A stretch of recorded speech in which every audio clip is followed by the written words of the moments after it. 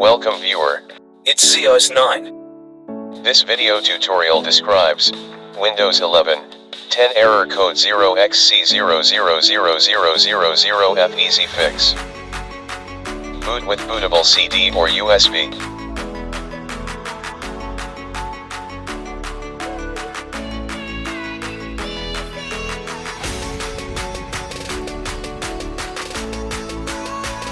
Prepare your computer.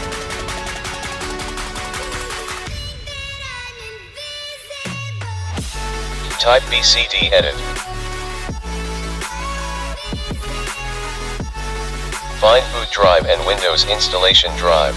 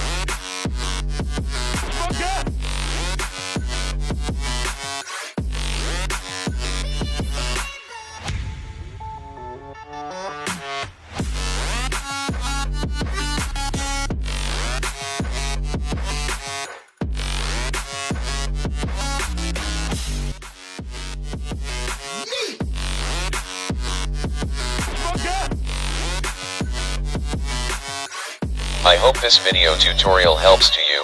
Please like, share and don't forget to subscribe my channel. Thank you very much. See you next video.